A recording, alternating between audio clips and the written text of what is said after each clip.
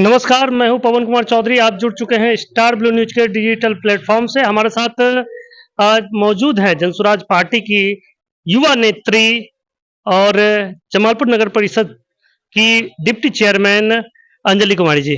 अंजलि जी, सबसे पहले तो हमारे चैनल में आपका स्वागत है। बहुत बहुत धन्यवाद। अंजलि जी, आप युवा क- नेत्री के रूप में जिस तरह से लगातार अपना अभियान शुरू की है, जमालपुर नगर परिषद क्षेत्र से आपने राजनीति में कदम रखा। आपके फैमिली बैकग्राउंड भी राजनीति से जुड़ा हुआ है और ऐसे में अब जनसुराज के माध्यम से पॉलिटिकल जो आप कैरियर बनाने की तैयारी में हैं, तो क्या लगता है कि वाकई जनसुराज में युवाओं को मौका मिल पाएगा? जिस तरह से कि बिहार में भी कई उदाहरण, पिछले लोकसभा चुनाव में लोजपा की एक नेत्री को जो मौका मिला, क्या लगता है कि जनसुराज आपको जमालपुर विधानसभा क्षेत्र से मौका दे सकती है? सबसे पहले तो जनसुराज एक ऐसी पार्टी है जो हमारे जैसे युवाओं को आगे बढ़ाती है।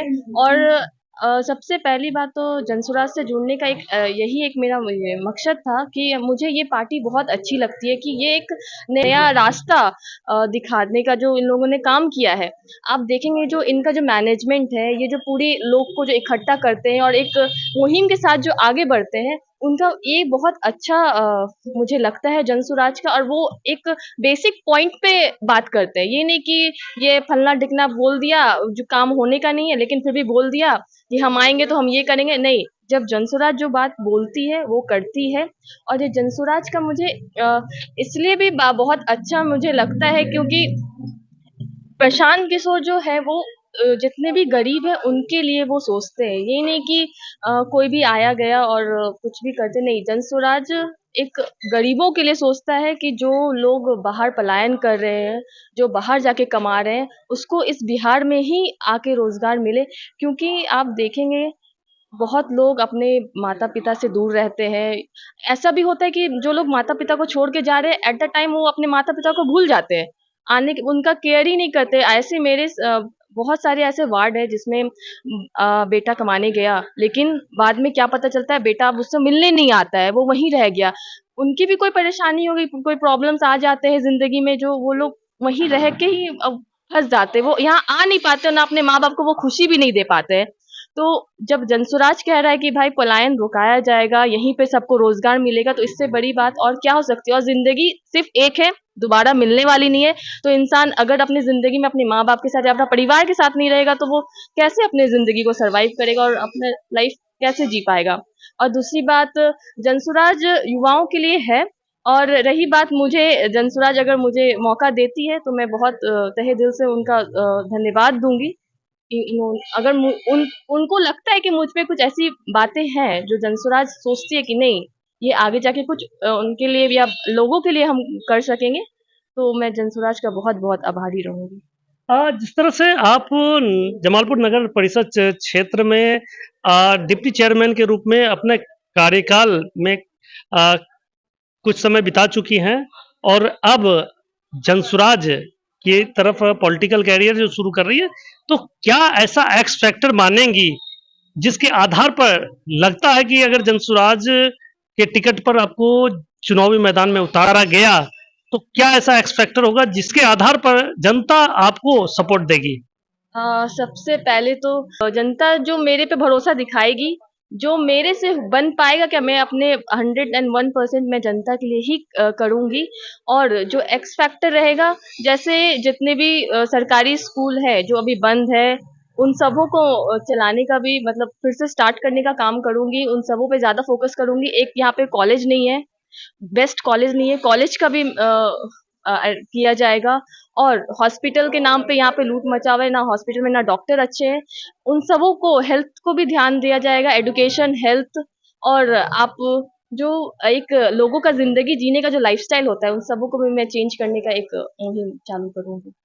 मेरा सवाल ये था कि आप जिस तरह से डिप्टी चेयरमैन के रूप में कार्यरत हैं, तो आपके द्वारा क्या ऐसा विशेष कार्य किया गया है एज ए डिप्टी चेयरमैन, जिसको आधार मानकर जनता आपको चुनाव में सपोर्ट विशेष रूप से करेगी?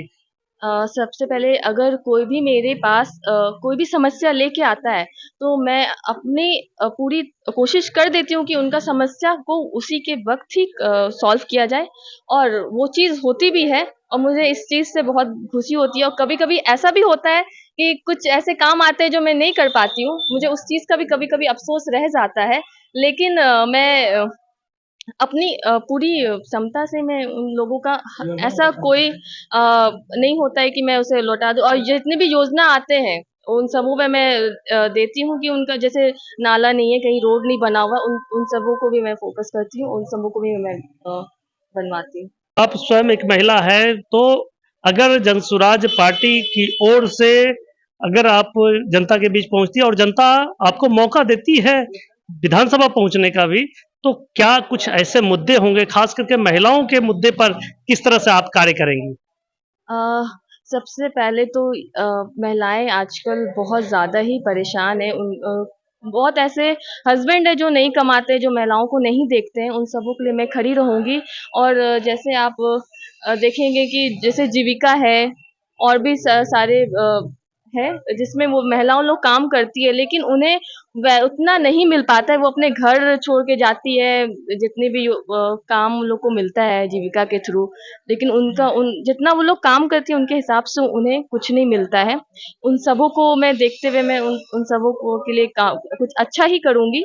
अगर मुझे मौका मिलता है, और महिलाओं को तो मैं सबसे आगे ही रखूँगी, क्योंकि महिला शक्ति ही आज के समय में एक मजबूत कड़ी है, और महिलाओं को मैं बहुत सम्मान भी देती हूँ। अगर मुझे मौका मिलता है, अगर मुझे जनता चुनती है, तो मैं उनके लिए हमेशा ही बहुत-बहुत आभारी भी रहूँगी, और बहुत अ, एज़ अ रिस्पेक्ट मैं सबको देखती हूँ, और मैं बहुत अच्छे से उनका कार्य, उनकी ज़िंदगी और बेहतर बन सके, उन सबों के लिए मैं काम करूँगी। आखिरी सवाल, क्या लगता है कि जिस तरह से प्रशांत किशोर का अभियान जारी है और जिस तरह से प्रशांत किशोर लगातार यात्रा पे यात्रा कर रहे हैं, तो क्या प्रशांत किशोर ही अगला बिहार के विकल्प के रूप में जनता के विश्वास पे खड़े उतरेंगे? हाँ, ये तो निश्चित है, क्योंकि प्रशांत किशोर जो मेहनत कर रहे हैं, वो आज के समय में कोई नहीं कर रहा है। पैदल यात्रा हो, बदलाव यात्रा हो, जितने भी उनसे बन सके उतने वो कर रहे हैं। और आप देखेंगे कि उन्होंने जो सबसे पहली बात कही कि लोगों को रोज़गार यहाँ पे 10 से 15 हज़ार की मिलेगी, वो अभी से ही वो देना स्टार्ट कर दिए हैं।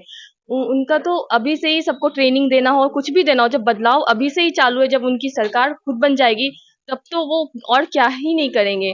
तो इसीलिए प्रशांत किशोर अपनी पूरी ताकत लगा रहे हैं, और इस बार जो नई विकल्प विकल्प बन के आई है, वो जनसुराज ही है, और आगे भी जनसुराज ही रहेगी, क्योंकि लोगों का जो माइंड सेट ऑफ माइंड है, वो आज चेंज हुआ है, क्योंकि लोगों को भी बदलाव चाहिए। लोगों भी आजकल अब नीतीश और लालू कर कर के थक गए हैं, तो लोगों को भी एक नया ऑप्शन चाहिए। जो नया ऑप्शन है हमारे बीच में, वो हमारा जनसुराज ही है, और जनसुराज आएगा तो 5 वादे ज़रूर पूरे हो जाएँगे। बहुत बहुत धन्यवाद। ये थी अंजलि जी, जिन्होंने स्पष्ट रूप से कहा कि जनता के लिए एकमात्र विकल्प के रूप में प्रशांत किशोर नजर आ रहे हैं, और जनसुराज आएगी तो जनता के वो 5 वायदे जो प्रशांत किशोर लगातार जनता के बीच रख रहे हैं, उन 5 वायदों पर कार्य किया जाएगा, और जनता के जो विकल्प के रूप में प्रशांत किशोर बिहार के जो बदलाव को लेकर, बिहार की व्यवस्था परिवर्तन का जो संकल्प लेकर निकले हैं, वो संकल्प पूरा होगा। हम लगातार आगे भी इन खबरों पर अपनी नजर बनाए रखेंगे। जुड़े रहें स्टार ब्लू न्यूज के डिजिटल प्लेटफॉर्म से। तब तक के लिए धन्यवाद।